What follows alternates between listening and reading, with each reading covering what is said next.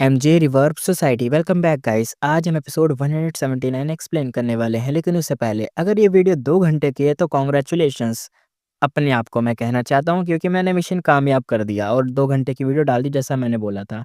लेकिन अगर ये 2 घंटे से नीचे की है तो भाई सॉरी इस चीज़ के लिए।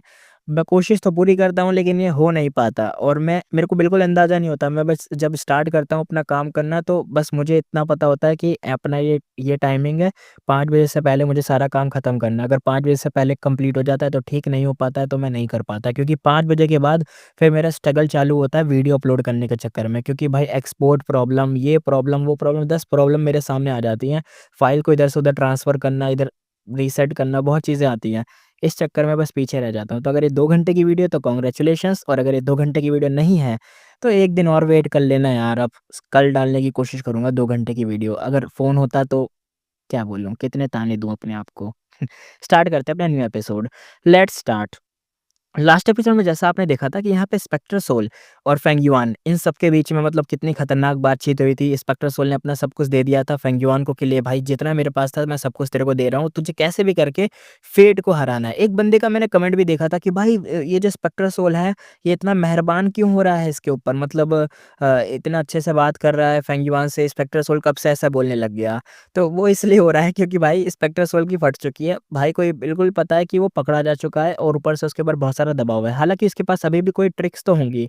डीमन वल्नरेबल है तो ऑफ़ कोर्स उसके पास कोई ना कोई ट्रिक्स तो होंगी, कुछ ना कुछ चीज़ें तो होंगी। हम उसके मतलब इन्फ्लुएंस में नहीं आ सकते। लेकिन फिर भी पक्की बात है कि उसने ट्रिक्स छुपा रखी हैं, और दूसरा यहाँ पे वो मेहरबान इसलिए हो रहा है ताकि उसको अभी एक सहारा चाहिए, और वो सहारा फेंग युआन है।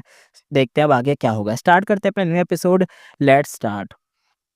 स्पेक्टर सोल की वॉइस एकदम टूटने लगती है, बॉडी बिल्कुल ही ट्रांसपेरेंट हो जाती है। स्पेक्टर सोल लास्ट में कहता है, मुझे रोक मत, मैं सिर्फ एक विल हूँ।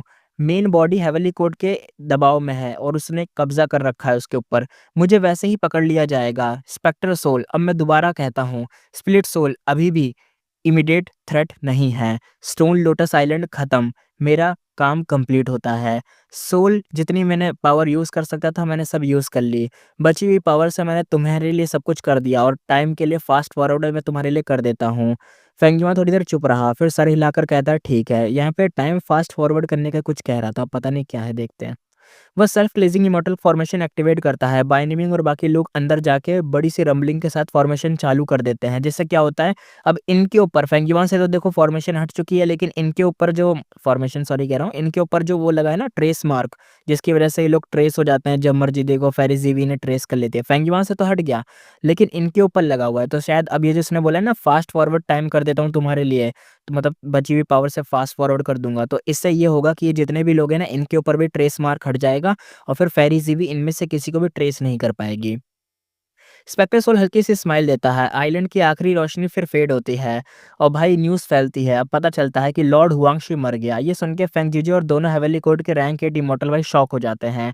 फेरी जीवी अब आगे डिटेल में बताती है, कहती है फेंगयुआ ने अपर स्टीम हेवनली ईगल लूज कर दिया, पर उसने एक और इमोरियल ईयर मंकी को कंट्रोल कर लिया।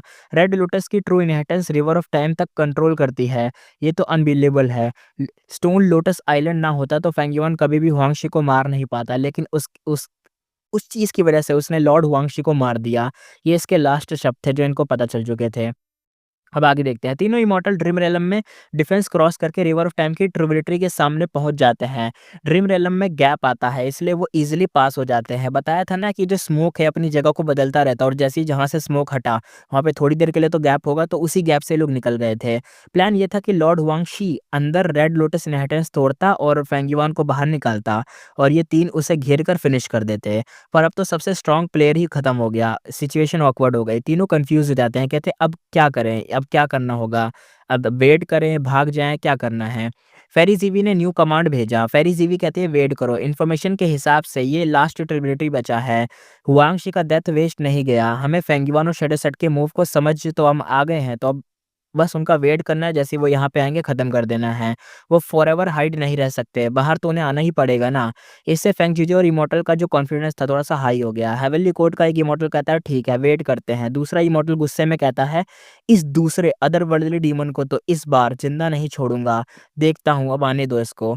फेंग जीजो बस साइलेंट खड़ा था एकदम, उसको तो कोई वही नहीं था, उसके अंदर तो बस ऐसा था कि आएगा, मारेंगे और कुछ नहीं होगा।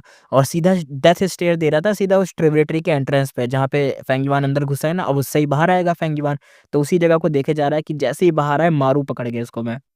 और ऐसे ही क्या हुआ, 1 दिन, 2 दिन, फिर 5 से 6 दिन निकल गए, पर रिवर ऑफ़ टाइम की जो ट्यूबिलिटी थी, उसमें कोई मूवमेंट ही नहीं आया। यानी जब कोई मूवमेंट होगी तब ये निकलेंगे, लेकिन कोई मूवमेंट ही नहीं आया, यानी वो लोग निकले ही नहीं। 10 दिन बीत गए और फिर ऐसे-ऐसे करते-करते आधा महीना बीत गया, फिर भी फेंग युआन का कोई ट्रेस नहीं था।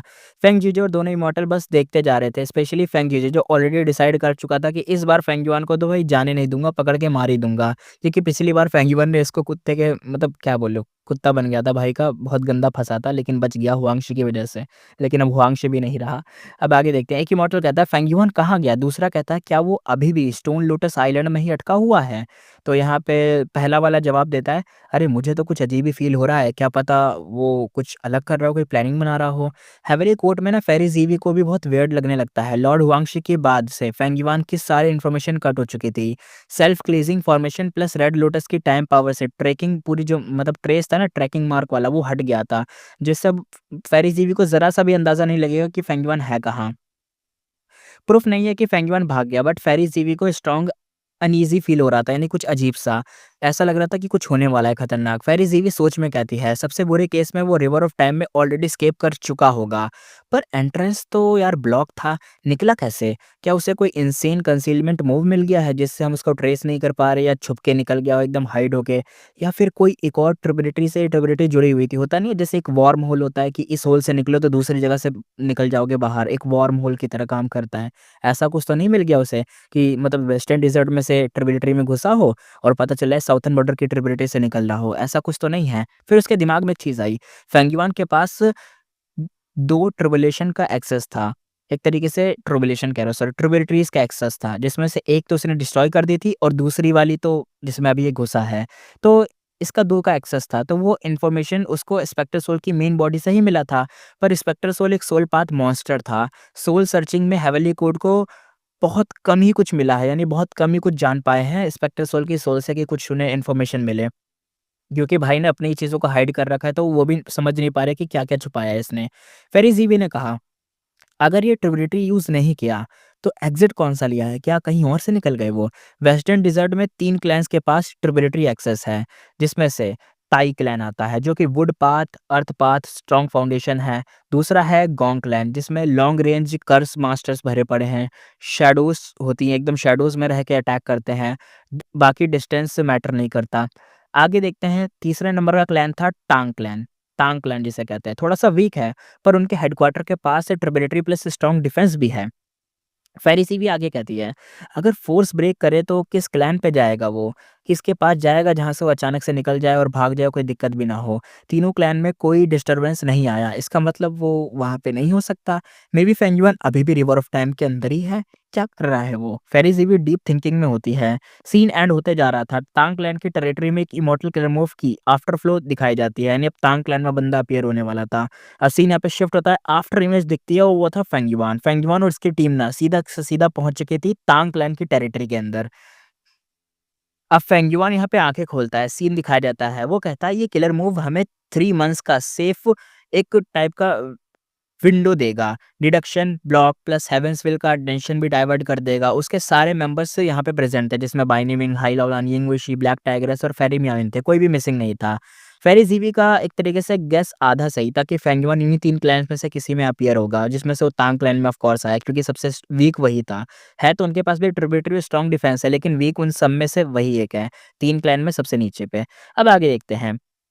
फेंगयुआन ने फाइट अवॉइड की थी, ट्रिब्यूटरी छोड़ा और 10 दिन पहले ही रिवर ऑफ टाइम से निकल के वेस्टर्न डिजर्ट वापस आ चुका था। फेंगयुआन कहता चलो वेस्टर्न डिजर्ट से निकलने का टाइम आ गया है। ग्राउंड के डीप टनल क्रॉस करते हुए सब सरफेस पे आ जाते हैं। एंट्रेंस पे 2 वेस्टर्न डिजर्ट के गुई मॉडल वेट कर रहे थे। तांग फेंग मिंग और तांग लान की, ये दोनों थे। वो कहते हैं शैडो सेट के लीडर, वो रिस्पेक्ट दिखा रहे थे इनको। फेंगयुआन हल्का सा स्माइल करता है। फेंगयुआन कहता है आप दोनों को तंग किया, ये लो मेरा मतलब एक तरीके से इमॉर्टल गुम मतलब रख लो बोरो करने के लिए और तुम्हारे काम आएगा। मतलब होता नहीं है कि एक तरीके से शायद ये भी इनके साथ मिले हुए थे। फेंगिवा ने इनको इमॉर्टल गू का लालच देके जैसे-तैसे अपनी तरफ कर लिया था। इमॉर्टल गू उनके हाथ में फ्लोट हो रहा था। तांग फेंग मिंग और जो भी इसके साथ है उन्होंने अच्छे से चेक करा और स्टोर कर लिया। तो यहाँ पे तांग फेंग मिंग थोड़ा-सा कहता है माफ़ कीजिएगा, ये गू क्लैन से पर्सनल ज़िम्मेदारी पे लिए थे, इसलिए मैं एक्स्ट्रा केयरफुल हूँ। फेंग युआन समझ जाता है कि तांग क्लैन राइटियस पाथ में है, शैडो सेक्ट से सीक्रेट डील एक बड़ी रिस्क है पर बेनिफिट बढ़िया थे। बेनिफिट तो भाई फैक्शन से भी बड़े होते हैं और बेनिफिट के लिए बंदों ने अपने ही क्लैन में एक छोटी-सी डील कर ली थी। गद्दारी ही मान लो क्योंकि भाई है तो राइटियस पाथ का और साथ दे रहा है शैडो सेट का। ये बात बाहर आ गई तो दिक्कत हो जाएगी ना इसलिए। टांग क्लैन भला मतलब एक तरीके से भले वीक था, प्रेशर ज़्यादा था, इसलिए उनकी जो स्पिरिट थी, रिस्क लेने वाली नहीं थी। वो ऐसा रहते थे कि अपना अपने अंदर चीज़ें करो, ज़्यादा बाहर ध्यान मत दो, रिस्क मत लो किसी चीज़ में, लड़ाई-वड़ाई में। टांग क्लैन का लॉन्ग टर्म गोल ये था कि ड्रीम पाथ को डेवलप करना। फेंगिवान की पहली ज़िंदगी में वो ड्रीम रियलम का यूज़ करके टॉप फोर्स बन गए थे। जो 3 फोर्सेस का नाम बताया गया ना, उनमें भी सबसे नीचे ये आते थे, लेकिन जैसे ही ड्रीम रियलम का डेवलप हुआ, सब कुछ हुआ, तो भाई ये टॉप फोर्स बन गए। फेंगिवान से उन मतलब एक तरीके से उनसे कॉन्टैक्ट करा और डील सेट की और शैडो सेट का ड्रीम रिसर्च एक्सचेंज करा, जिससे क्या हुआ, जो टांग क्लैन के जो 2 बंदे थे, वो इस सीक्रेट डील में आ गए और सीक्रेट डील में आने के बावजूद उनको ये मिल गया कि एक तरीके का मतलब उनका हिस्सा उनको मिल गया और साथ में फेंगिवान को ये मिल गया कि फेंगिवान यहाँ से आराम से क्रॉस करके निकल सकता है बिना किसी के जाने उसमें। और ओपन रखा उन्होंने अपना ट्रिब्यूटरी और जिससे फेंगियन एस्केप कर सके और अच्छी खासा उसको भी चीज़ें मिल गई थी, गू मिल गया था, रिसर्च मिल गई थी जिससे उनकी हेल्प हो गई थी। ये सब पर्क्स सुन के तांग क्लैन पूरी तरह से रेडी भी हो गया था, जिसमें से गट्स, गू, फेंगियन का अनरावल ड्रीम, यिंग वुशी का लीड सोलेंट ड्रीम सब तांग क्लैन के लिए प्राइसलेस चीज़ें थीं।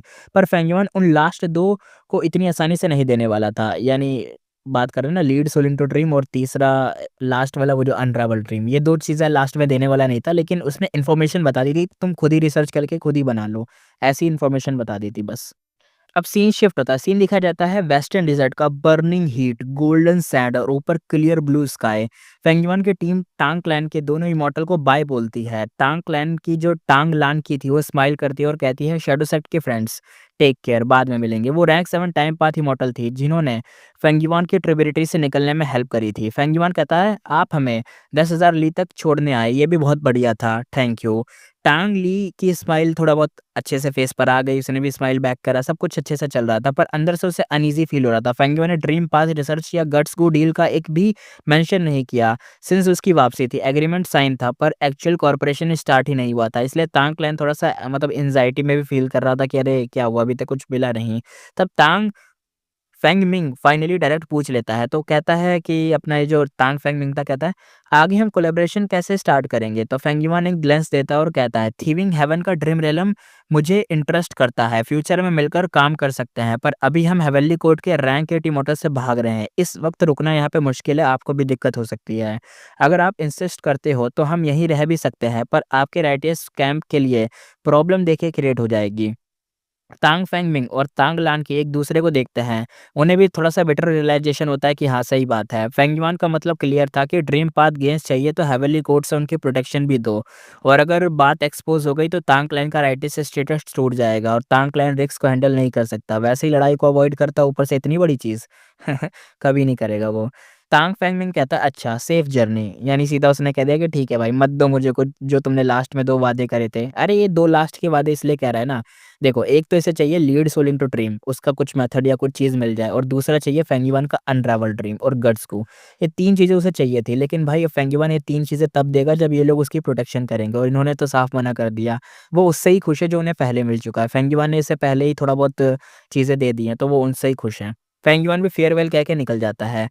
इनकी टीम होराइज़न में ब्लैक डॉट बन के गायब हो जाती है। तांग लान को अनईज़ी मतलब फ़ील हो रहा था। वो अनईज़ी फ़ील करते हुए पूछती है, कहती है सर लिटिल मिंग तुम उन्हें ऐसे ही जाने दे रहे हो? मतलब कुछ फ़ील नहीं हो रहा तुम्हें कि हम घाटे में हैं, हमें कुछ माँगना चाहिए था, बोलना चाहिए था?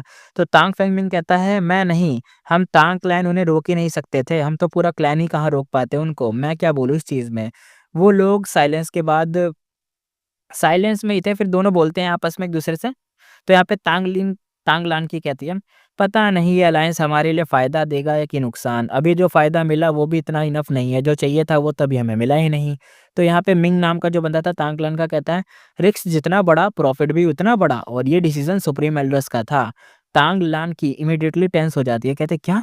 क्लैन का था? शैडो सेप्ट से कॉन्टैक्ट सिर्फ़ हम दोनों के लिए किया था ना और क्लैन को कहाँ पता है? हम ही दोनों तो इन्वॉल्व हैं इस चीज़ में। कुछ गलत हुआ तो ब्लेम सिर्फ़ हम पर ही आएगा। तो क्लैन कैसे? सुप्रीम एल्डर कहाँ से आ गए? तांग फेंग मिंग अंदर ही अंदर समझ रहा था। कि क्लैन ने उन दोनों को एक तरीके से स्केपगोट बनाया हुआ था राइटियस इमेज बचाने के लिए।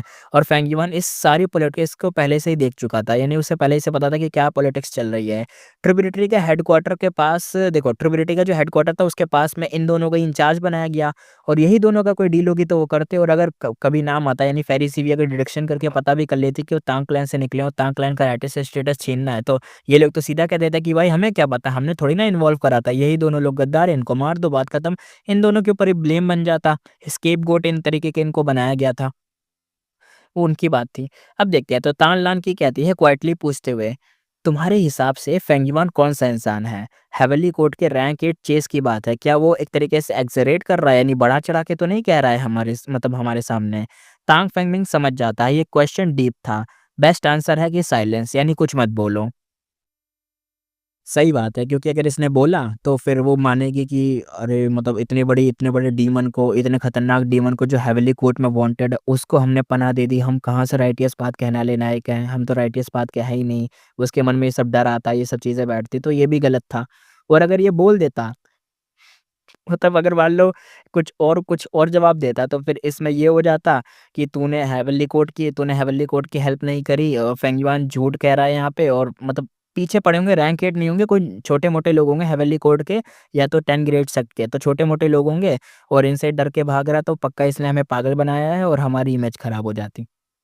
सही बात है ना, एक तांग क्लैन को पूरा पागल बना के फेंग युआन भाग गया। कुछ भी गेन्स नहीं दिया, एग्रीमेंट भी साइन करा, फिर भी गेन्स जो उसके पास थे वो नहीं शेयर करे उसने, नहीं बताया। तो भाई इनका तो वो हो जाता, तो भाई तांग फेंगमिंग इसी चीज़ के चक्कर में चुप था। अगर बोलेगा तो दिक्कत, और अगर कुछ और जवाब देगा तो भी दिक्कत। तो यहाँ पे बेस्ट आंसर था साइलेंस रहो। साइलेंस ये भाई कल्टीवेशन मानवा में ना, नॉवल जो भी है इन सब में ना, लोग साइलेंस रहते हैं, उसका ही डीप मीनिंग होता है, खुद ही समझो तुम लोग। इनका यही एटीट्यूड रहता है, खुद समझो मुझे क्या, सही समझ गए तो बोल दूँगा वाह! टैलेंटेड हो तुम, और नहीं समझ पाए तो बोल दूँगा टैलेंट की कमी है तुम में। अब आगे देखते हैं, तांग फेंगमिंग को पता था अगर वो फेंग युआन के खिलाफ कुछ बोलता तो तांग क्लैन के लिए रिपोर्ट करके ब्लेम उस पर ही डाल दिया जाता, और अगर यहाँ पे उसका जवाब दे जाता तो उसको वैसे ही बकरा बनाया जाता, और उसकी यहाँ पे बेइज्जती भी हो जाती, चीज़ें बड़ी खराब होने वाली थी, है ना? अगर वो फेंग युआन की तारीफ़ करता तो ये बात एविडेंस बन जाता कि इसने क्लैन को मतलब एक तरीके से नीचा दिखाया है, और स्केपगोट को मतलब एक तरीके से जो फेंग युआन एक वांटेड है उसको भगाने में हेल्प करी है, तो उसको स्केपगोट बना के इसको भी खत्म करवा देते। अब तांग फेंगमिंग राइट बात की ट्रिक्स में एक्सपर्ट हो चुका था, बहुत टाइम पहले से ये सब चीज़ें समझ चुका है ना, पॉलिटिक्स जानता है वो, इसलिए वो चुप था यहाँ पे। पर फेंग युआन को दूर जाते देखकर उसका रियल इमोशन बाहर आ जाता है। तांग फेंगमिंग अपने अंदर से डीपली कहता है, मैंने उसका बैटलफील्ड ग्लोरी नहीं देखा, पर इन कुछ दिनों में समझ आ गया कि उसकी रेपुटेशन झूठी नहीं है। Feng yuan is a true legend, उसका विज़न, उसके एम्बिशियस, वो हेवन के अगेंस्ट खड़ा है एक आदमी। हम उसके लेवल तक पहुँच ही नहीं सकते। तांग लानकी की आँखों में हल्की-सी खुशी चमकी, वो चुप रहती है। उधर फाइट के दौरान फेंग युआन भी तांग मिंग के बारे में सोच रहा था। फाइट क्या थी, फ्लाइट मतलब भागते हुए, सोच रहा था कि तांग फेंग मिंग कैसा बंदा है। उसकी 500 साल की मेमोरी में तांग फेंग मिंग वेस्टर्न डिज़र्ट का एक लेजेंडरी नाम था, ऑलमोस्ट मा होंगिन जैसा स्टेटस था उसका। यंग एज में क्लैन ने उसे और उसकी बहन तांग मियाओ को डिस्कार्ड कर दिया था। दोनों ने हार्डशिप झेली थी, और एक फॉर्च्यूनस एनकाउंटर में तांग फेंग मिंग इमॉर्टल बन गया, और तांग मियाओ रैंक 7 पीक पर पहुँच गई थी।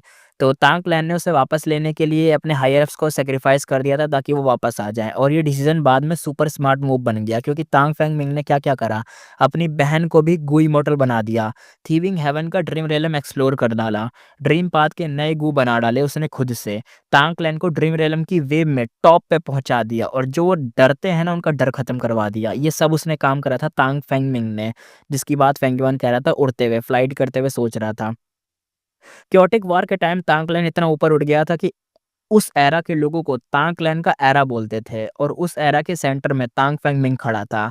उधर फेंग युआन ये भी सोच रहा था कि मा होंगिन तो मेरे हाथ से ही मर चुका है, पर तांग फेंग मिंग के साथ कोलैबोरेशन होने वाली है, और भी फास्ट शायद ये ग्रो करेगा, और ये भी इंटरेस्टिंग चीज़ है। पर डेस्टिनी के हिसाब से मा होंगिन को मरना लिखा ही था।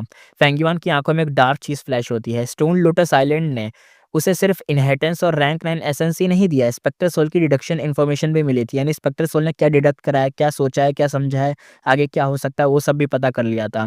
उसकी पहली ज़िंदगी में शैडो सेक्टर ने हेवन को डिफाई कर दिया था, स्पेक्टर सोल को रिजेक्ट भी कर लिया था, यानी दोबारा से ज़िंदा कर दिया था, और हेवनली कोर्ट में घुस भी गया था। और शैडो सेक्टर पिछली ज़िंदगी में ना 5 रीजन प्लस टू हेवेंस में छुपा हुआ नेटवर्क चलाता था। सब कुछ पर्दे के पीछे कंट्रोल करते हुए वो बार-बार माओंगिन को बचाते जाते ताकि नॉर्थल पेस में वो हेवनली कोड के अगेंस्ट सिंबल बन सके। तांग क्लैन को भी सीक्रेट सपोर्ट मिलता था। हाँ, फेंगयुआन फर्स्ट लाइफ में भी तांग क्लैन और शैडो सेट का छुपा अलायंस हुआ करता था पिछली लाइफ में। Tang clan's era actually Shadow Sect की ब्लॉक एक तरीके से जो बैकिंग थी उसकी वजह से हुआ था। शैडो सेट ने हेल्प करी थी इसलिए तांग क्लैन का एरा आया था। इसलिए इस लाइफ में फेंगयुआन ने तांग क्लैन को चूज़ करा। उसके पास सबसे सॉलिड रीज़न था रियल कोलैबोरेशन का, क्योंकि पहले स्पेक्टर सोल ने भी उनकी हेल्प एक तरीके से करी थी और उसको भी हेल्प मिली थी इसलिए। रिज़ल्ट भी सही निकला था। तांग क्लैन का टाइम ट्रिब्यूटरी यूज़ करके फेंगयुआन ईज़िली रिवर ऑफ टाइम से निकल गया था और फेंग जीजे की टीम वहीं बेकार में वेट कर रही थी उस एंट्रेंस वाली जगह पर, बल्कि एग्ज़िट तो कहीं और ही थी। अब फेंगयुआन अपने माइंड में कहता है, पर फर्स्ट लाइफ में स्पेक्टर सोल रिवाइव हुआ, पर वो वल्नरेबल तक नहीं पहुँच पाया। शैडो सेक्ट स्ट्रॉन्ग था, फिर भी हेवनली कोर्ट ने उसे ओपन फाइट अवॉइड करता रहा। इतना बड़ा थ्रेट उनसे सीधा टक्कर ही नहीं ले सका। इस लाइफ में तो सिचुएशन और भी खराब है। मैंने उनका प्लान फेल कर दिया, मेन बॉडी पकड़ी गई है, शैडो सेट का एक तरीके से सब कुछ बिखर गया है और बचा ही कौन है? सिर्फ हम, ये 4 लोग। शायद मुझे स्पेक्टर सोल की तरह शैडोज़ में रहकर तांग क्लैन जैसे फोर्सेस को सपोर्ट करना पड़ेगा, हेवनली कोड को साइड में डिस्टर्ब करने के लिए। लेकिन फेट गू का क्या? फेट गू रैंक 9 फेट गू। फेंगयुआन की आईब्रोज भाई एकदम टाइट हो जाती हैं सोच के। पिछली जिंदगी में फेट गू रिस्टोर नहीं हो पाया, ज़ॉम्बी अलायंस भी थी, स्पेक्टर सोल जैसे डेथ डिफाइंग एग्जिस्टेंस जिंदा थे, जो हेवनली कोड के प्लान में बार-बार रुकावट डालते थे। लेकिन अब क्या सब कुछ अपोजिट है।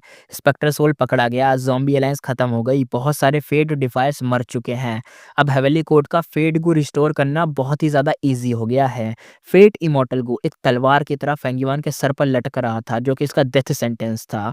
स्पेक्टर सोल की विल से उसे पता चला था, एक वार्निंग मिली थी कि फेट गो पूरा रिस्टोर हो गया तो सब बर्बाद। फेंगयुआन ने ये वार्निंग दिल में एक तरीके से बैठा ली थी, पर फेट को तोड़ने के लिए कोई विजिबल रास्ता नहीं मिल रहा था।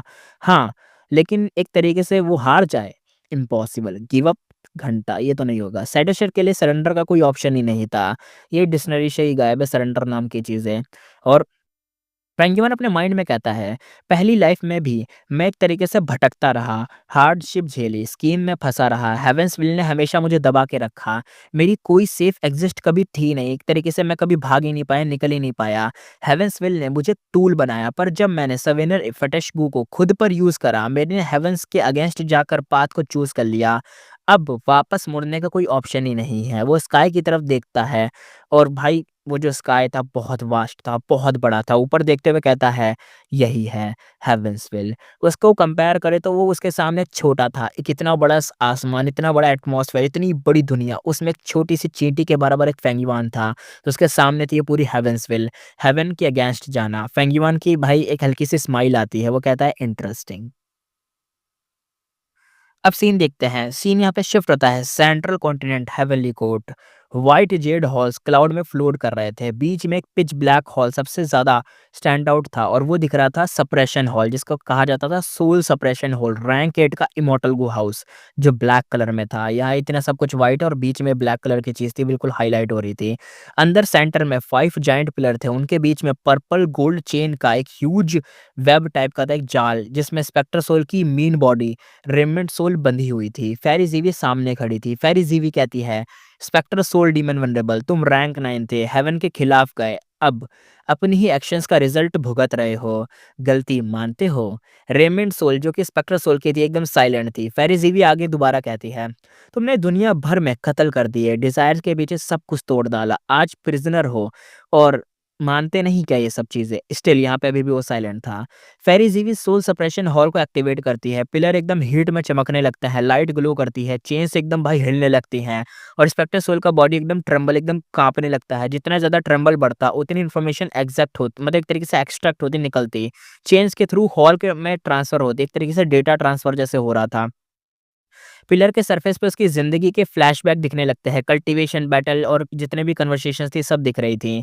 15 मिनट के बाद सोल सर्च स्टॉप हो जाती है। देख रहे हो स्पेक्टर सोल की सोल को सर्च करने के लिए क्या करना पड़ रहा है? वैसे बंदे को सर्च करना पड़ता है, एक तरीके से वो हाथ रखता है, चेक करता है सही। इन लोगों को भाई इसकी सोल को सर्च करने के लिए पूरा सोल सप्रेशन हॉल, एक रैंकेड गू हाउस की हेल्प लेनी पड़ रही है। लेकिन अभी भी ये लोग अच्छे से सर्च नहीं कर पा रहे हैं, देख रहे हो? फेरी ज़ीवी डिसअपॉइंटेड थी। इन्फॉर्मेशन बहुत ही ज़्यादा सुपरफिशियल थी। फेरिज़ी भी कहती है स्पेक्टर सोल विनर्स एवरीथिंग लेते हैं। जानते हो ना बात, स्पेक्टर सोल विनर्स सब ले जाते हैं। तुम खुद नहीं बच सकते। किसी का रेस्क्यू का वेट कर रहे हो क्या? रेसिस्टेंस क्या मिलेगा रेसिस्टेंस दिखा के? रिजल्ट तो फिक्स है, तुम हार चुके हो, कोई तुम्हें बचाने वाला नहीं है। स्पेक्टर सोल की जो विल थी अभी भी साइलेंट थी। फेरिज़ी भी टर्न लेके यहाँ से बाहर निकलती है और बूम आवाज़ आती है, एकदम दरवाज़ा बंद हो जाता है। एम्प्टी हेवेली कोर्ट में चलती हुई वो अनईज़ी फ़ील करती है। ये सेंस पिछले कुछ दिनों में और ज़्यादा स्ट्रॉन्ग हो चुका था।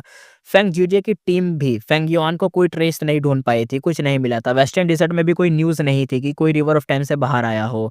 सब कुछ एबनॉर्मल की तरह से ऐसा लग रहा था, सब टू पीसफुल है, यानी कुछ ज़्यादा ही शांति दिख रही थी। फेरिज़ी भी अपने माइंड में कहती है स्पेक्टर सोल अभी भी रेसिस्ट कर रहा है, इन्फॉर्मेशन ज़ीरो मिली है। रैंक 9 सोल होने की वजह से इन इमॉर्टल को हाउस तक को वो रेसिस्ट कर रहा है। इनक्रेडिबल है ये तो। फिर भी सोल सप्रेशन हॉल स्लो है, लेकिन सही है। पर एक दिन सारा का सारा डेटा तो निकाल ही लेगा ना, भले कितना ही देर हो जाए, कितने ही साल गुज़र जाएँ। धीरे-धीरे 15-15 मिनट करके डेटा सारा निकल ही जाएगा। वो स्काई की तरफ देखती है, अपने लिप्स पे एक ब्यूटीफुल स्माइल लाती है। फेरी ज़ीवी स्काई देखते हुए कहती है स्काई में अब दुनिया को हेवेली कोर्ट की पावर दिखाने का टाइम आ चुका है। कुछ महीने की साइलेंस के बाद हेवेली कोर्ट ने भाई धमाकेदार न्यूज़ को ड्रॉप कर दिया। वो कहता है स्पेक्ट्रल सोल डीमन वनरेबल का रेमेंट सोल हेवेली कोर्ट ने कैप्चर कर लिया है। उसका हेवन डिफाइंग प्लान भी पूरी तरह से डिस्ट्रॉय कर दिया गया है। पूरा गू इमोर्टल वर्ल्ड ये सब सुन के शॉक हो गया। रैंक 9 वनरेबल को कैप्चर करना, वो भी स्पेक्ट्रल सोल जैसा ब्लड थ्रस्टी, इम्पॉसिबल लगता है। पर हेवेली कोर्ट ने प्रूफ बाय एक तरीके से दिखा दिए थे, सब कुछ दिखा दिया था कि ये देखो लाइन बाय लाइन एकदम सब कुछ शो कर दिया था। Zombie Alliance, Shadow Sector, Yetian Mountain, fight, सब कुछ जितना भी ड्रीम रेलम बैटल था सब दिखा दिया कि ये सब कुछ इससे ही लिंक था, ये सब उसका ही प्लान था, सब कुछ ये था और सब हमने कैप्चर करके खत्म कर दिया। पूरे वर्ल्ड का फोकस अब हवेली कोर्ट पे शिफ्ट हो चुका था। उनकी एशियन ग्लोरी, अनबीटेबल हिस्ट्री सब लोग याद रखने लग गए थे। एक तरीके से याद आने लग गई थी कि हाँ भाई, हवेली कोर्ट बहुत खतरनाक है। पहले उनको लोग हल्के में लेने लग गए थे ना, क्योंकि लॉन्गेविटी हेवन ने उनका भाई भूत बना दिया था इसलिए। प्रिमोडियल ऑरिगन से लेके मल्टीपल वनरेबल तक का इनहेरिटेंस उसे मिला था। 3 डीमन वनरेबल ने इन्वेड किया था, फिर भी उनको कुछ नहीं हासिल हुआ, वो हार गए थे। यही था heavenly court, mysterious, supreme, untouchable, ऐसे टाइप का। अब सीन दिखाते हैं northern plains, longevity heaven. South dissolution immortal, death bed पर था। साउथ डिसोल्यूशन इमॉर्टल कहता है कौन सोचता था स्पेक्टर सोल जैसा लेजेंडरी वनरेबल मरने के बाद भी हेवनली कोर्ट के हाथ लग जाएगा। या हुआंग क्वाइटली स्टैंड करता है। या हुआंग कहता है लॉर्ड प्लीज रेस्ट कीजिए, आप बोल क्यों रहे हैं? साउथ डिसोल्यूशन वीक एकदम टोन में कहता है बस कुछ दिन बचे हैं, जो बताया है याद रखना, मेरे बाद तुम ही साउथ डिसोल्यूशन बनोगे। या हुआंग याद रखना। या हुआंग कहता है जी लॉर्ड। साउथ डिसोल्यूशन एकदम वरी वाली वॉइस में कहता है, नहीं टेंशन वाली वॉइस में कहता है टाइम रैपिडली चेंज हो रहा है। 5 रीजन एक ऐसे फेस में जा रहे हैं जो वनरेबल एरास से भी स्कैरी था। एक सुनामी, बहुत बड़ी सुनामी आ रही है। गलती हुई तो लॉन्गेविटी हेवन भी इसी सुनामी में डूब जाएगा। हेवनली कोर्ट हमारा बिगेस्ट एनिमी है, हमेशा केयरफुल रहना उनसे। याहुआंग कहता है मैं इन बातों को हमेशा याद रखूँगा सर। अब सीन यहाँ पे शिफ्ट होता है, दिखाया जाता है southern border, corps emperor Yu Ding Tian. एक स्ट्रेंज माउंटेन पीक पर एक पुराने रैंक या इमॉर्टल ज़ॉम्बी का डेड बॉडी, जिसमें रिवर्स का एसेंस प्लस प्लांट का मिक्स होकर एक जायंट कॉर्प्स माउंटेन बन गया था। ये जगह रेड ड्रैगन रिवर और येलो ड्रैगन रिवर के इंटरसेक्शन के बिल्कुल पास थी। नेचुरल एसेंस इंसेनली यहाँ पे डेंस था। रिसोर्स बहुत ज़्यादा थे। स्ट्रैटेजिक पॉइंट यहाँ पे एक तरीके से लोकेशन थी, एक पॉइंट था। पीक के टॉप पर वू योंग खड़ा था। दोनों रिवर्स के एकदम जो भवंडर थे जो आपस में मिल रहे हैं, यानी जहाँ पे दोनों रिवर्स आपस में मिक्स हो रही है, उस भवंडर को देख रहा था। साइलेंटली एकदम देखे जा रहा था।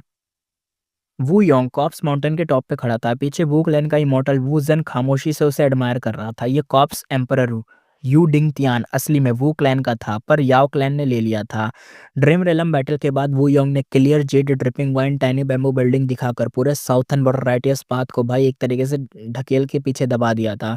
फिर हेवनली कोर्ट से मिसिंग इमॉर्टल को भी वापस कर दिए, यानी नेगोशिएट करके वापस लाया। इससे वू योंग का प्रेस्टीज स्काई हाई हो गया था। वो क्लैन के सारे लॉसेस के बावजूद उनका नंबर 1 थ्रोन अभी भी स्टेबल था, सब कुछ स्टेबल हो गया था। अब क्लैन में लोग उसके कंपैरिजन वुडू शी से करने लग गए थे। मोराल फुल बूस्ट में था। वू योंग विदाउट लुकिंग बैक, पीछे बिना देखे कहता है वू ज़ेन, ये कॉर्प्स एम्परर यूडिंग तियान बहुत क्रूशियल जगह है, इसे मैं सिर्फ तुम्हें ही दे सकता हूँ, इस जगह का ध्यान रखना। याद रखो यार, ये किसी का नाम नहीं है, एक जगह का नाम है, ठीक है। वो ज़ैन एकदम भाई काँपती हुई वॉइस में कहता है जी, जी, जी सुप्रीम एल्डर, मैं फ़ेल नहीं होऊँगा। फिर वो थोड़ा-सा हेजिटेट टोन में कहता है, वू ज़ेन कहता है, लॉर्ड ये हमारी लास्ट रिक्लेम्ड टेरिटरी है। अब क्या काउंटर अटैक करें उन सब के ऊपर जिनसे मतलब जिन लोगों ने हमसे छीना था। वू योंग का फेस अभी भी टाइट था। वो पहले काउंटर अटैक का प्लान कर रहा था, पर स्पेक्टर सोल के कैप्चर की न्यूज़ आते ही उसने प्लान को कैंसल कर दिया। वू योंग कहता है, इस बैटल में हमने बहुत गू इमॉर्टल लूज़ किए हैं, टेरिटरीज़ रिकवर हो चुके हैं, मैन पावर कम हो गया है, अब एक्सपेंशन नहीं, अब हमें न्यू जनरेशन इमॉर्टल्स तैयार करने पड़ेंगे। वू ज़ेन कहता है, जी, आपका डिसीज़न फ़ॉलो करूँगा, पर वू योंग का टोन थोड़ा-सा शार्प हो जाता है। वू योंग कहता है, पर हम पर जो एक तरीके से इन्फ्रिगमेंट हुआ है ना, वो इतनी आसानी से क्लोज़ नहीं होगा, टेरिटरीज़ नहीं लेंगे, पर रिसोर्स का कंपनसेशन तो ज़रूर लेंगे ना। वू ज़ेन थोड़ा-सा एनर्जेटिक टोन में कहता है, फर्स्ट सुप्रीम एल्डर सच में बहुत समझदार हैं। इनकी बात भी यहीं पे खत्म हो गई। सीन यहाँ पे दोबारा शिफ्ट होता है। दिखाया जाता है वेस्टर्न डिज़र्ट, टांग क्लैन हेडक्वार्टर। टांग क्लैन सेकंड सुप्रीम एल्डर यहाँ पे वरीड टोन में कहता है, हेवनली कोर्ट की माइट बहुत ही स्कैरी है। उन्होंने क्या करके दिखा दिया। First supreme Elder quietly glens देता है। उसे पता था कि मतलब बहुत कंसर्न वाली चीज़ है ये। सेकंड सुप्रीम एल्डर पहले ही फेंगयुआन से कोलैब के अगेंस्ट था, पर स्पेक्टर सोल के कैप्चर की न्यूज़ के बाद तांग क्लैन के इमॉर्टल पे प्रेशर डाल दिया गया। एक तरीके से प्रेशर डाल दिया गया, एक प्रेशर आ गया क्योंकि उन्होंने एक तरीके से इनडायरेक्टली फेंगयुआन की हेल्प करी है, शैडो सेट की हेल्प करी है और शैडो सेट का सारा प्लान अब सबके सामने आ चुका है। पूरी दुनिया को पता चल चुका है कि Shadow Sect, Zombie Alliance, Yithian Mountain की बैटल क्या-क्या हुआ था, कैसे इमॉर्टल को रिफाइन हुआ, क्या-क्या हुआ, वो सब सबके सामने आ चुका था। तो अब इनको ये लग रहा है ना कि हमने फेंगयुआन की हेल्प करके कुछ गलत तो नहीं कर दिया, इसलिए। सेकंड सुप्रीम एल्डर कहता है, क्या हेवनली कोर्ट हमें पनिश करेगा शैडो सेट के साथ डील करने के लिए? फर्स्ट सुप्रीम एल्डर शांत स्माइल के साथ कहता है, करे या ना करे, क्या फ़र्क पड़ता है? सेकंड सुप्रीम एल्डर एकदम भाई कहता है, अगर ब्लेम नहीं किया तो बेस्ट है, हम शैडो सेट के साथ कंटिन्यू कर सकते हैं। अगर ब्लेम किया तो हम एक सुपर फ़ोर्स हैं, बाकी क्लैन के साथ मिलके हेवनली कोर्ट को फेस कर सकते हैं। बस सबूत कभी बाहर नहीं जाना चाहिए। वरना हेवनली कोर्ट डायरेक्ट हम पर ही चढ़ जाएगा और हम सपोर्ट ही नहीं बुलवा पाएँगे क्योंकि कोई हमारी मदद ही नहीं करेगा, उन्हें लगेगा हम झूठ बोल रहे हैं इसलिए। और सबसे बुरे केस में हमें तांग फेंग मिंग और तांग लान को सैक्रिफाइस करना पड़ेगा। फर्स्ट सुप्रीम एल्डर हँसते हुए कहता है, "हाँ, हाँ, हाँ, देखा? तुम्हें पता है क्या करना है, पैनिक क्यों हो रहे हो? अगर कुछ नाम आता है बाहर तो उन दोनों को सैक्रिफाइस कर देंगे।" फिर वो सीरियस टोन में कहता है, राइज़ करना है तो रिस्क लेना ही पड़ेगा। ड्रीम रेलम, थिविंग हेवन की लेगेसी, इतना बड़ी अपॉर्च्युनिटी रोज़ थोड़ी ना मिलती है और तांग फेंग मिंग और तांग लान की दोनों इस बात को समझते हैं। क्लैन के लिए सैक्रिफाइस हॉनर है। सेकंड सुप्रीम एल्डर कहता है, फर्स्ट सुप्रीम एल्डर आप बहुत ही समझदार हैं। अब यहाँ पे इसी के साथ सीन शिफ्ट होता है। सीन दिखाया जाता है बिल्कुल अलग ही जगह पर, लांग या ब्लेसलैंड के अंदर। लांग या ब्लेसलैंड के अंदर जो लैंड स्प्रेड थी, एकदम हँसते हुए अपने आर्म्स को फैलाते हुए कहती है, "हा, हा, हा, एल्डर फेंगयुआन तुम वापस आ ही गए।" फेंगयुआन हँसते हुए कहता है, "बिल्कुल, घर जैसा ही फ़ील हो रहा है, फाइनली सिक्योर हूँ मैं।" दोनों भाई एक वार्म हग शेयर करते हैं। लैंडस्पेड एडमायरिंग टोन में कहता है, एल्डर फेंगयुआन अब तुम्हारा नाम पूरी दुनिया में शेक कर रहा है, कांग्रेट्स।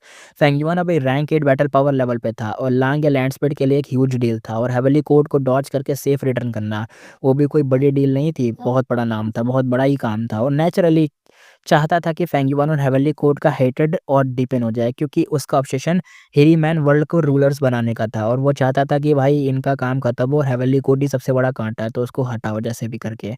बस एक कंडीशन थी, फेंगयुआन क्लीन हो, कोई हेवनली कोर्ट ट्रेस ना हो उसके ऊपर, वरना भाई ये जो लांग या ब्लेस लैंड है वो ट्रेस हो जाएगा। लैंडस्पीड कहता है अब क्या प्लान है? फेंगयुआन कहता है सिचुएशन डेंजरस है, थोड़ा-सा रेस्ट लेते हैं, एक तरीके से रीऑर्गनाइज़ करते हैं, फिर आगे कुछ करेंगे। स्पेक्टर सोल की ट्रू इनहेरिटेंस मिल चुकी है, अब मैं शैडो सेट का लीडर हूँ।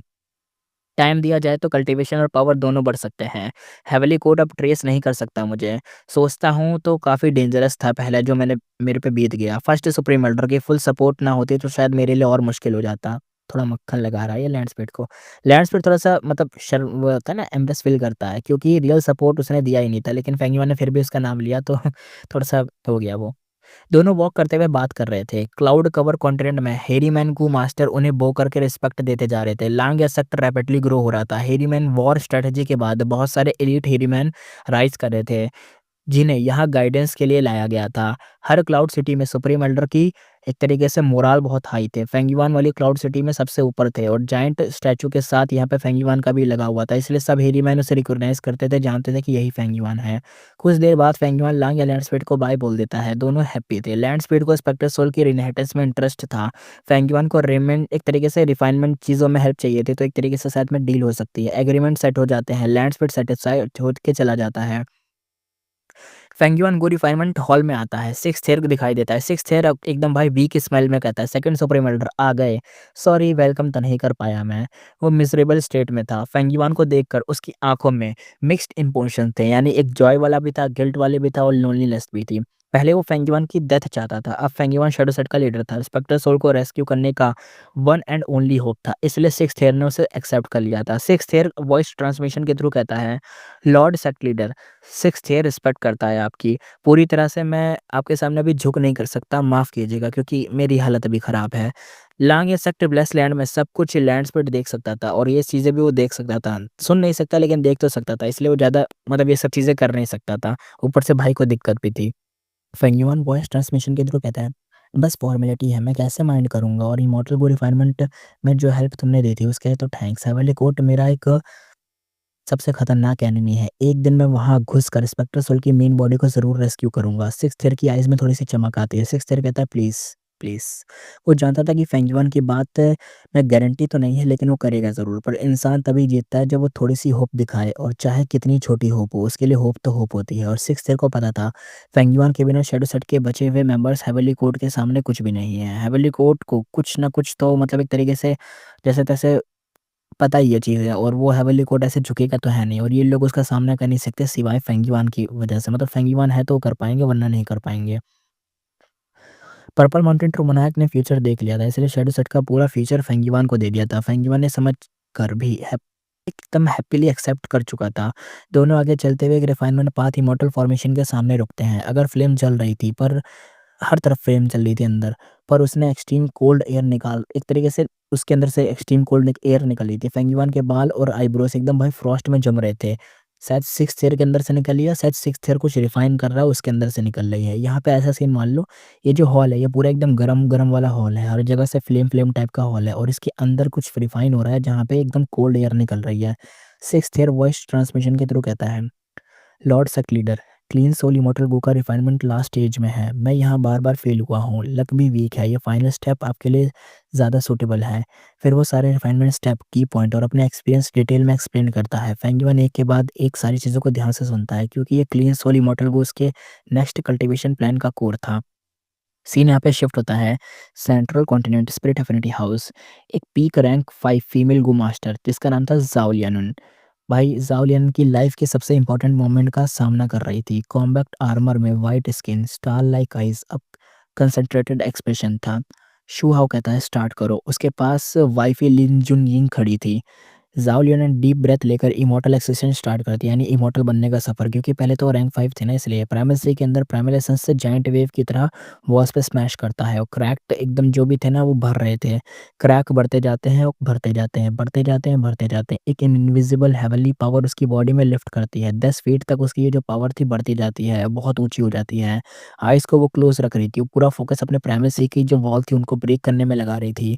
क्रैक और ज़्यादा ग्रो हो जाते हैं और उसकी जो ऑरा थी डेंस होती जाती है, और ऑरा ने एक हेवन क्यूआई और अर्थ क्यूआई दोनों को भाई ह्यूज वेव को अट्रैक्ट करने लगती है। हेवन एंड अर्थ क्यूआई अब अट्रैक्ट होते हैं। हेवन क्यूआई डार्क क्लाउड और थंडर जैसी थी। अर्थ क्यूआई ग्राउंड शेक करती है और डस्ट को उठाती है ज़मीन से। ये जो इंटेंसिटी थी बढ़ती जाती है। फिर एक क्रिप्स की साउंड आती है, जैसे कुछ क्रैक हुआ, जैसे कोई चिप्स को तोड़ता है ना वैसे टाइप की, या जो चिप्स का पैकेट होता है उसको क्रैक करके एकदम दबा दो तो वैसी आवाज़ आती है ना, वैसे टाइप की। प्राइमल सी कंप्लीटली शटर हो जाता है, यानी टूट जाता है। उसकी बॉडी से एक्सट्रीमली डेंस ह्यूमन क्यूआई एकदम से बाहर निकलने लगती है। हेवन क्यूआई, अर्थ क्यूआई और ह्यूमन क्यूआई तीनों कंबाइन होके एक जायंट क्यूआई सा कुछ बनाने लग जाता है, गोला टाइप का, जो ज़ाओ लियन को कवर कर लेता है। यहाँ पे लिन जुंग यिंग सॉफ्टली कहती है, यू मस्ट प्रिजर्व। ज़ाओ लियन उनको इमॉर्टल बनवाना सिर्फ स्प्लिट एफिनिटी हाउस का काम नहीं था, ये डायरेक्टली शू हाओ और ली जुनयिंग के फैक्शंस बेनिफिट से जुड़ा हुआ था, क्योंकि उन वही दोनों लोग ज़्यादा सपोर्ट करते थे ज़ाओ लियन उनका। दोनों एंटी फेंग फैक्शन में थे, यानी एक तरीके से एंटी फेंग फैक्शन भी होगा जो फेंग जीजी के खिलाफ खड़ा होता है, उस ग्रुप से थे, और वो फेंग जीजी से नफरत करते हैं ऐसे टाइप का। और ज़ाओ लियन इस फैक्शन का सबसे क्रूशियल मेंबर थी। शू हाओ बहुत सीरियस और अलर्ट थी। ज़ाओ लियन का एक्सेशन अनयूजुअल था, उसके पास डिवाइन कंसीलमेंट थी, इसलिए कोई कैलेमिटी ट्रिबुलेशन डिसेंड ही नहीं हो सकती थी। ये हिस्ट्री में पहली बार हो रहा था। थिविंग हेवन ने भी डिवाइन कंसीलमेंट तब बनाई थी जब वो ऑलरेडी इमॉर्टल बन चुका था, इसलिए शू हाउ फुल अटेंशन में थी। कुछ भी गलत हुआ तो वो तुरंत ही हेल्प करना चाहती थी, पर इस स्टेज में वो हेल्प ही नहीं कर सकती थी। 3 क्यूआई फ्यूजन सिर्फ ज़ाओ लियन को खुद ही कंट्रोल करना था, खुद ही सब कुछ इसको हैंडल करना था। एक्सेशन से पहले उसने बहुत प्रैक्टिस की थी, गो इमोर्टल की गाइडेंस भी मिली थी, तो प्रोसेस में वो फुली फ़ैमिलियर थी। 3 क्यूआई का जो गोला था धीरे-धीरे श्रिंक होता गया, ये पॉज़िटिव साइन था क्योंकि ना इससे क्या होता है ना जो क्यूआई है वो ना डेंस हो रही है, एकदम कंडेंस हो रही है, एकदम अच्छे से डेंस होके कंडेंस होके अच्छे से गोला बना रही है जिसमें अच्छे से सब कुछ भर रहा है। थोड़ी देर बाद क्यूआई एक्सट्रीम साइज़ तक छोटा हो जाता है। ज़ाओ लिन की आँखें खुलती हैं और एक क्राई निकलती है। वो अपना वाइटल गो तीनों क्यूआई के बीच में पुश कर देती है। रंबल आवाज़ आती है, ठंडा जैसा लाउड साउंड होता है। एक मोमेंट के लिए वो ब्लैंक हो जाती है, फिर तुरंत ही होश में आकर अपने प्राइमेसी को चेक करती है। प्राइमेसी अब यहाँ पे गायब हो चुका था। उसने इमॉर्टल प्राइमेसी रिप्लेस कर दिया था। अब एक तरीके से प्राइमेसी की जगह इमॉर्टल प्राइमेसी आ चुका था, जो कि रैंक 6 इमॉर्टल प्राइमेसी था। ज़ाओ लिन भाई आँखों में आँसू लाते हुए कहती है, फाइनली आई सक्सीड। अब सीन यहाँ पे शिफ्ट होता है। सीन दिखाया जाता है नॉर्थर्न प्लेन्स, लांग या ब्लेसलैंड, गू रिफाइनमेंट हॉल के अंदर। रिफाइनमेंट फॉर्मेशन स्लो रोटेशन में था। एरी ब्लू कोल्ड फायर पूरे आइसबर्ग को बना रही थी और फेंगयुआन आइसबर्ग के एज पर दोनों अपने पाम को यानी हाथ को रखकर फुल फोकस में गू रिफाइन कर रहा था। उसकी बॉडी में मॉर्टल प्लस इमॉर्टल गू की ऑरास फ्लिकर हो रही थी। Multiple refinement path method plus killer move एक साथ रन हो रहे थे। आइसबर्ग के अंदर ब्लू कोल्ड फायर क्वाइटली एकदम बर्न कर रही थी। गू इमॉर्टल के जो मटेरियल थे वो यहाँ पे लगाए गए थे, यानी फेंगयुआ ने कुछ मटेरियल दिए होंगे वो सब लगाए गए थे। इम्प्योरिटीज़ को रिमूव करके इमॉर्टल गू के एम्ब्रियो में शेप दिया जा रहा था। साइड में standing sixth year happy expression के साथ प्रोग्रेस को देख रहा था। ये उसके प्रीवियस रिकॉर्ड से बिल्कुल अलग था, यानी उससे बहुत बेहतरीन था क्योंकि फेंगयुआ ने सारी इन्फॉर्मेशन सुन के अच्छे से उसका एक्सपीरियंस भी गेन कर लिया था और गेन करने के बाद अच्छे से सिक्स्थ ईयर से भी बढ़िया तरीके से रिफाइन कर रहा था। ये इसलिए नहीं कि फेंगयुआन का रिफाइनमेंट अटेनमेंट उससे हाई था, बल्कि इसलिए क्योंकि लक प्लस करेक्ट मेथड की वजह से ऐसा हो रहा था और सबसे बड़ा रीज़न सिक्स्थ ईयर था। सिक्स्थ ईयर अपने माइंड में कहता है, ये भी सोचने लायक है कि हमारे सेक्ट में रिमोट एंटिक्विटी के great refinement expert by Luo की इनहेरिटेंस मौजूद थी। By Luo rank 8 refinement legend था, आइस रिफाइनमेंट स्पेशलिस्ट था। फेंगयुआन अब उसका by Luo ice refinement method use कर रहा है। इस प्रोग्रेस से सुपर फास्ट हो जाएगी। क्लीन सोली मॉडल को रिफाइनमेंट बस फाइनल स्टेप एक तरीके से दूर है। शैडो सेट के सिक्स्थ ईयर को लिमिटेड मेमोरीज मिली थी ताकि लैंग लैंडस्पेड की सर्विलेंस को कोई एक तरीके से अगर पकड़ भी ले तो कुछ ज़्यादा पता ना चले। पर फेंगयुआन को शैडो सेट का पूरा इनहेरिटेंस मिल चुका था। उसका कल्टीवेशन फाउंडेशन पूरा एक तरीके से एक्सप्लोड हो चुका था, एक तरीके से भर चुका है उसके अंदर। पहले जैसे वो एक लेक था ना, अब वो एक तरीके से समुद्र, एक ओशन बन चुका था। लांग सेट का फाउंडेशन भी शैडो सेट के लेवल के आगे कुछ नहीं था। लांग सेट सिर्फ लॉन्ग हेयर इंसेक्टर का क्रिएशन था। शैडो सेट स्पेक्टर सोल का मास मर्डर हिस्ट्री का रिजल्ट था। इसलिए क्लीन सोल इमॉर्टल गो के स्टेप्स समझकर फेंगयुआ ने सब इनहेरिटेंस में से बेस्ट मैच यानी बाय लुओ रिफाइनमेंट वाला मेथड चूज़ करा था, पिक करा था। सिक्स्थ ईयर थोड़ा-सा एक्साइटेड हो गया। वो कहता है इमॉर्टल गो एम्ब्रियो ऑलमोस्ट कंप्लीट है, सक्सेस बहुत करीब है। उसका गेस फेंगयुआन पे टिक जाता है। सिक्स्थ ईयर अपने कॉम्प्लेक्स एक्सप्रेशन के साथ कहता है, इस आदमी का रिफाइनमेंट फाउंडेशन सॉलिड है, टैलेंट भी बहुत हाई है और आइस रिफाइनमेंट उससे बढ़िया सूट कर रहा है इसके ऊपर। रिफाइनमेंट पाथ में हज़ारों मेथड होते हैं, आइस, फायर, बहुत सारे ग्रुप्स होते हैं, टाइम वाले बहुत कुछ होता है। कुछ लोग नेचुरली फायर सूटेड होते हैं, कुछ वाटर सूटेड होते हैं। फेंगयुआन भी फ़ील कर रहा था कि आइस रिफाइनमेंट उसके लिए परफेक्ट फिट था। फेंगयुआन अपने माइंड में कहता है, लगता है बचे हुए टाइम में आइस रिफाइनमेंट प्रैक्टिस करना चाहिए। ब्लड रिफाइनमेंट से भी ज़्यादा सूटेड लग रहा है मेरे ऊपर तो ये। वो अपने गुआम को मोबिलाइज़ करता है किलर मूव एक्टिवेट करने के लिए। उसके इमोर्टल प्राइमेसी में मैरिड सेल्फ के क्लोन्स ऑलरेडी फॉर्मेशन सेट कर चुके थे। किलर मूव एक्टिवेट होते ही फेंगयुआन का एक वार्म फ्लो बॉडी में स्प्रेड होती है, कुछ अजीब सी गर्माहट वाली फीलिंग जो आइसबर्ग की बोन चिलिंग कोल्डनेस को रेसिस्ट करती है, यानी मदद करती है कोल्डनेस से बचने के लिए। आइस रिफाइनमेंट का ड्रॉबैक यही था कि रिफाइन करते वक़्त भाई एक्सट्रीम कोल्डनेस महसूस होगी, तुम्हारे शरीर को एकदम भाई एकदम कँपवा देगी, एकदम ट्रम्बल करवा देगी, एकदम तुम काँपने लग जाओगे। तो उससे बचने के लिए फेंगयुआ ने ये मेथड यूज़ करा था, जिससे उसकी जो बॉडी में गर्माहट बह गई थी, गर्माहट की एक लहर टाइप की बही जिससे वो बच गया।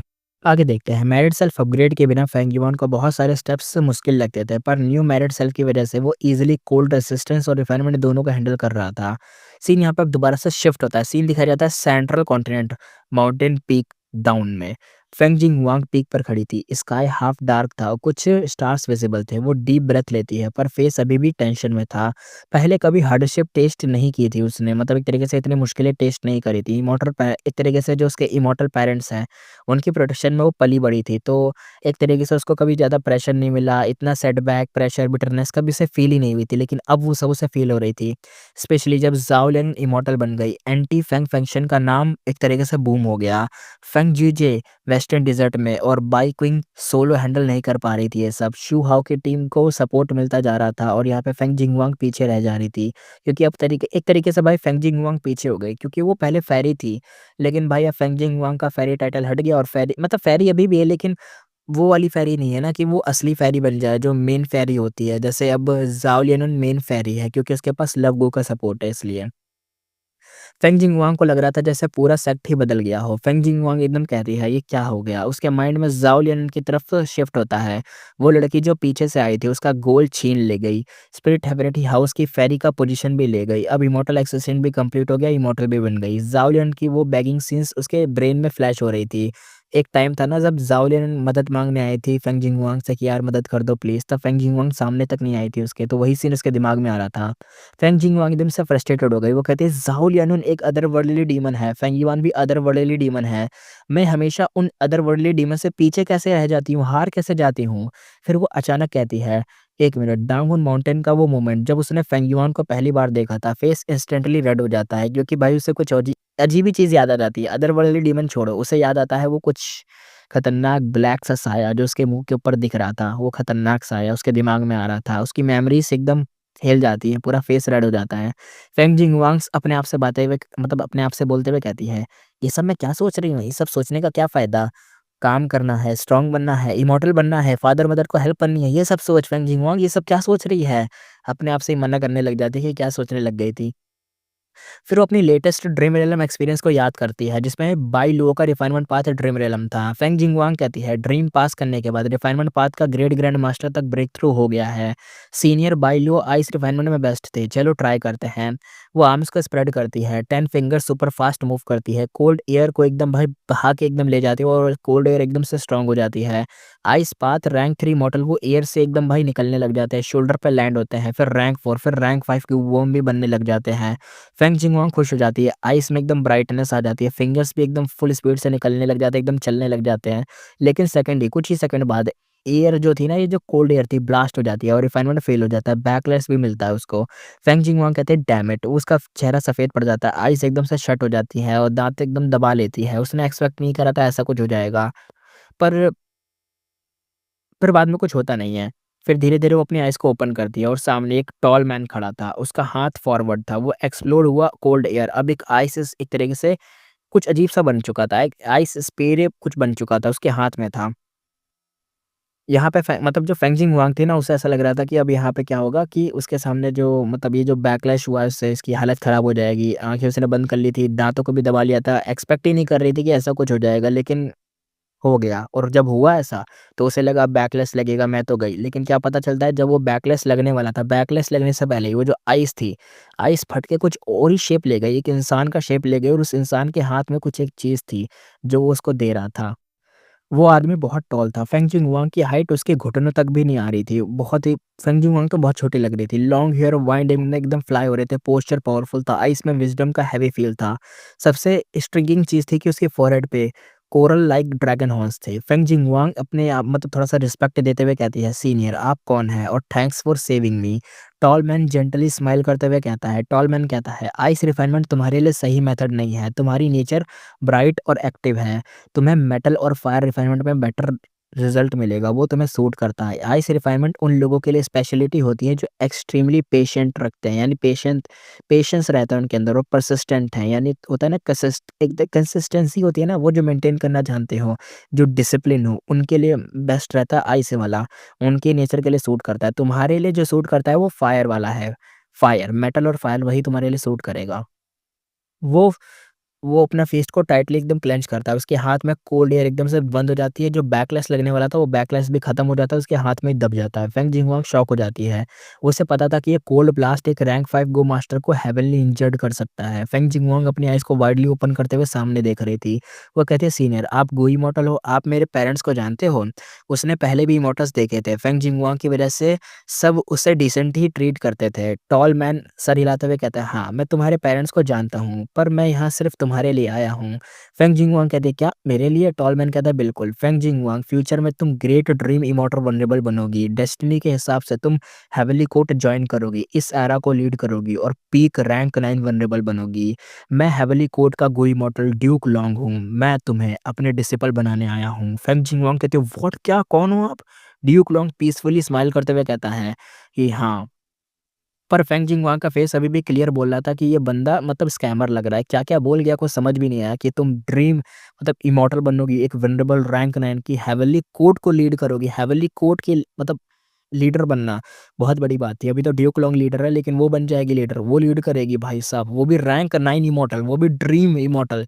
समझ रहे हो ना? ग्रेट ड्रीम इमॉर्टल वल्नरेबल, वो बहुत बड़ी बात थी।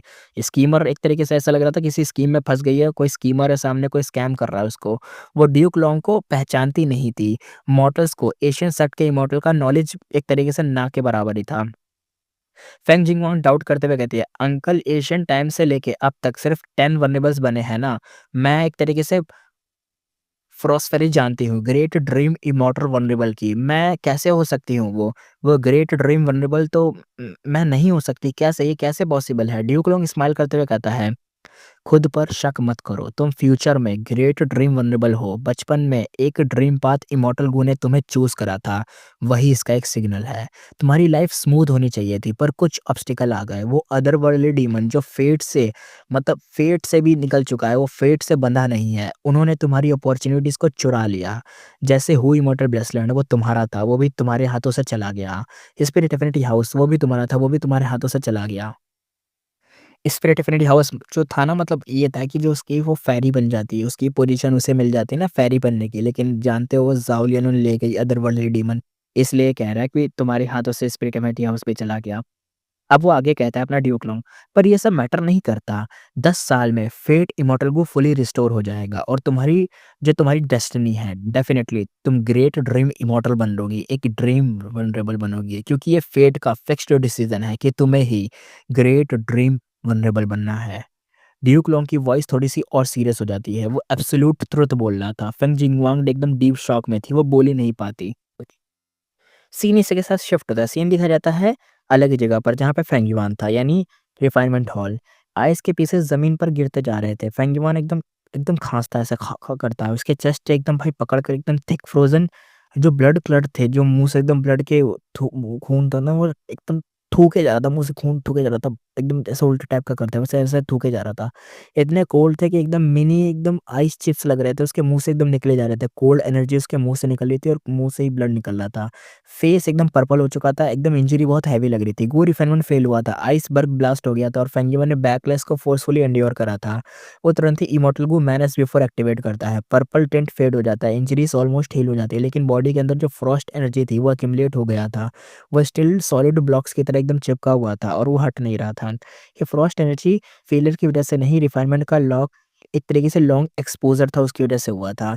Man as before extended duration injury को परफेक्टली रिवर्स कर सकता है, पूरी इंजरी को नहीं कर पाता। यानी एक तरीके से जो भी एक्सटेंडेड इंजरी है उसको तो कर देगा, लेकिन बाद में जो पूरी वाली है उसको नहीं कर पाएगा। ऐसा मान लो कि तुमने ना 5 मिनट पहले कट लगाया, वो रिवर्स कर देगा, लेकिन 10 मिनट पहले लगा हुआ कट थोड़ी ना रिवर्स करेगा। तो ये रिफाइनमेंट कितनी देर से घंटों भर से इसकी रिफाइनमेंट चल रही थी।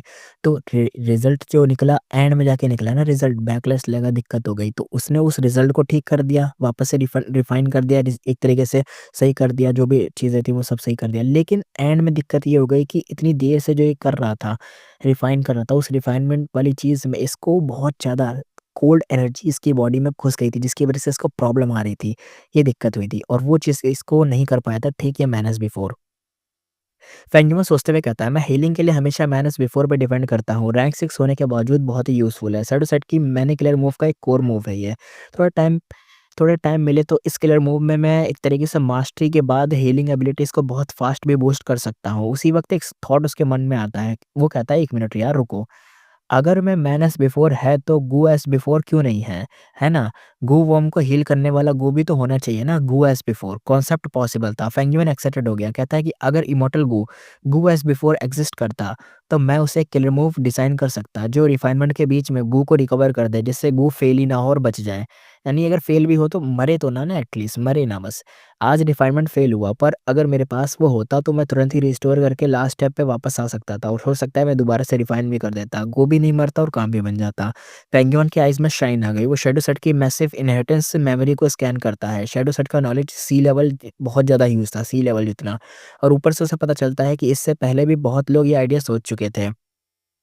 मोस्टली रिफाइनमेंट पाथ इमॉर्टल थे, कुछ टाइम पाथ वाले भी थे। कई इनहेरिटेंस में उनके थॉट और अटेम्प्ट्स रिकॉर्ड थे, पर इनकम्प्लीट रेसिपीज़ थी, कोई भी फुली डिड्यूस्ड नहीं थी। कॉन्सेप्ट एक्सट्रीमली हार्ड था।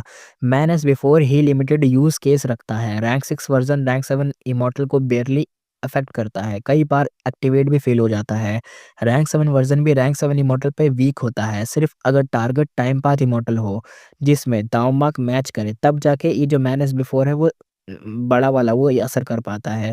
बड़े वाले से मतलब ये है कि अभी तो फेंगयुआन ये यूज़ कर लेता है रैंक 6 का, लेकिन अगर मान लो कुछ ज़्यादा खतरनाक इंजरी है, तो रैंक 6 वाला कैसे यूज़ हो पाएगा? तो ज़्यादा बड़े रैंक का करना पड़ेगा। अगर ज़्यादा बड़े रैंक का करेगा यानी रैंक 7 या रैंक 8 का, तो उसके चांसेस एक्टिवेशन के फेल वाले भी हो सकते हैं। यानी एम्प्लीफाई नहीं होगी चीज़ें, इफ़ेक्ट काम ही नहीं करेगा और दिक्कत हो जाएगी। ये सब चीज़ों की प्रॉब्लम भी थी। अगर मैन एज़ बिफोर इतना रिस्ट्रिक्टेड है, तो गो एज़ बिफोर तो और ज़्यादा कॉम्प्लिकेटेड होगा, ये वो सोच रहा था। इमॉर्टल्स के लिए मॉर्टल को रिस्टोर करना कोई बिग इश्यू नहीं होता। क्वांटिटी का गेम होता है, सिर्फ लाइफ स्पैन गो एक्सेप्शन होता है, पर इमॉर्टल को रिस्टोर करना, वो तो भाई बहुत ही ज़्यादा टफ है, क्योंकि हर इमॉर्टल बुक को ग्रेट डाउ का एक ही फ्रेगमेंट मिलता है और डिफरेंट इमॉर्टल बुक के एक दूसरे से वॉलेंटली कॉन्फ्लिक्ट करते हैं। यानी एक मान लो कि अगर गो एज़ बिफोर उसने बना लिया, तो उसके पास कौन-सा ग्रेट डाउ होगा? अगर उसके पास फायर पाथ का ग्रेट डाउ होगा, तो फायर पाथ वाले गो को ही तो सही कर पाएगा। ज़रूरी थोड़ा है कि वाटर पाथ वाले को कर पाएगा। और रैंक्स का भी डिफरेंस होगा। अगर मान लो गो एज़ बिफोर वो बना भी लेता है, तो जैसे मैन एज़ बिफोर में दिक्कत नहीं है, अभी वो रैंक 6 का है मैन एज़ बिफोर, तभी वो छोटी-मोटी जो इतनी बड़ी-बड़ी इंजरीज़ होती है, थोड़े टाइम के लिए ठीक कर देता है। और फेंगयुआन का ज़्यादा बड़ा रैंक भी नहीं है, ज़्यादा ऊँचा भी नहीं गया, रैंक 6-7 ही है अभी वो। तो जैसे-तैसे हील हो जाता है। अगर मान लो रैंक 8 या रैंक 8 में भी पीक पर पहुँच जाए, तो दिक्कत नहीं होगी रैंक 6 वाले मैन एज़ बिफोर को यूज़ करते हुए पूरी हिन जितनी भी इंजरी है उसको हील करने में, है ना? दिक्कत तो आएगी ना इसलिए। तो वो कह रहा है कि अगर जब मैन एज़ बिफोर में इतनी दिक्कत आ सकती है, तो भाई अगर मान लो गो एज़ बिफोर मैं बना लूँ और उसमें डिफरेंट टाइप के दाँव मार्क होंगे तो दिक्कत नहीं आ जाएगी? ये दिक्कत थी, इसलिए वो सोच रहा था कि क्या करा जाए?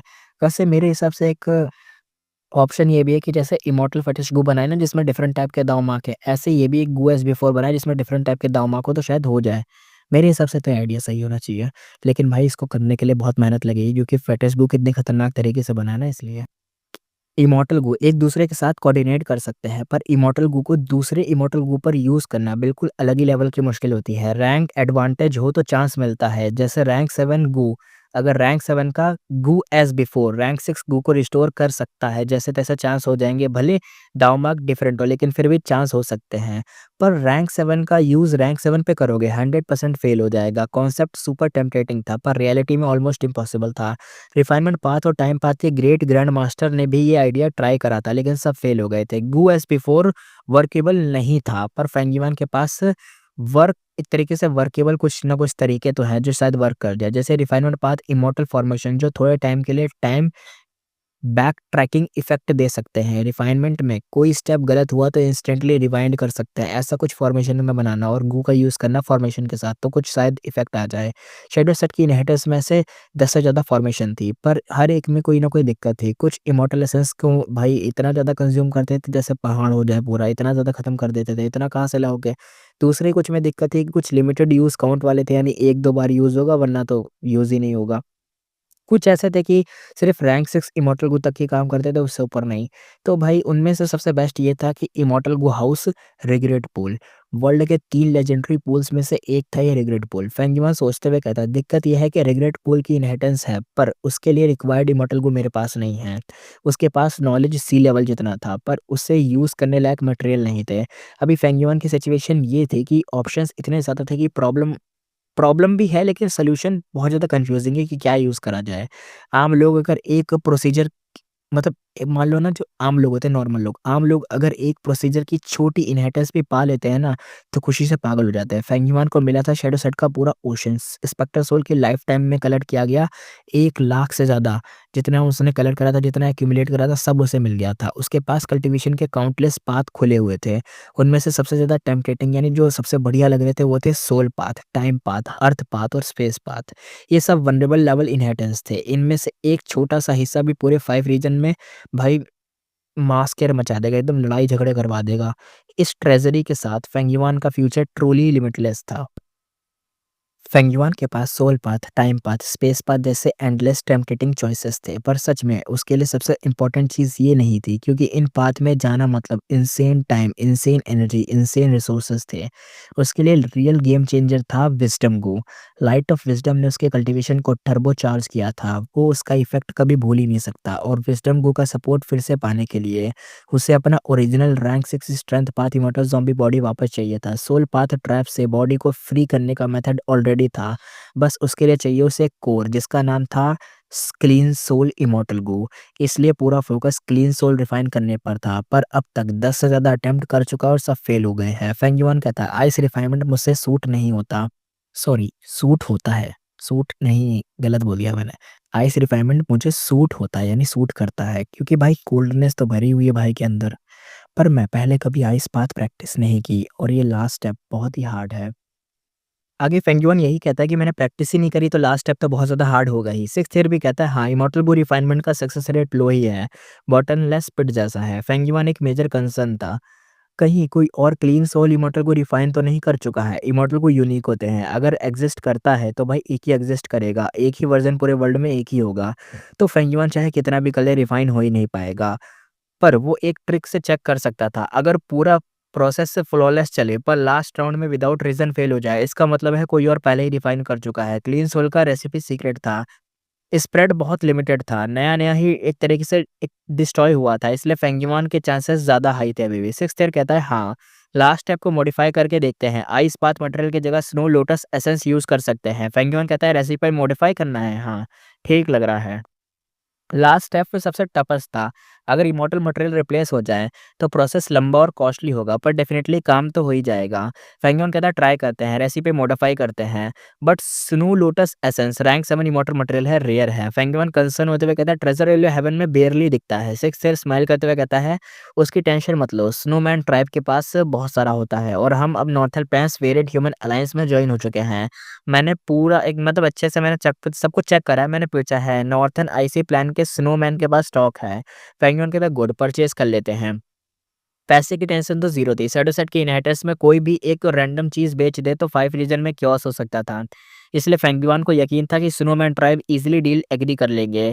फेंगयुआन की आइज़ में शार्प लाइटनिंग टाइप की चमक रही थी कि भाई अब तो मज़ा आने वाला है। वो कहता है मुझे स्नो लोटस एसेंस ज़रूर चाहिए और उसे मिलने वाला था। उसका क्लियर टारगेट यहाँ पे था भाई, क्लीन सोल इमॉर्टल को जल्दी से जल्दी रिफाइन करना है, चाहे कुछ भी कॉस्ट हो दे देना है। क्योंकि भाई वो सबसे बढ़िया चीज़ नहीं है, सबसे बढ़िया चीज़ ये है कि रैंक 9 का विज़डम गू यूज़ कर सकता है भाई अपना, और एक बार विज़डम गू रैंक 9 का मिल जाए तो मज़ा ही आ जाए फिर।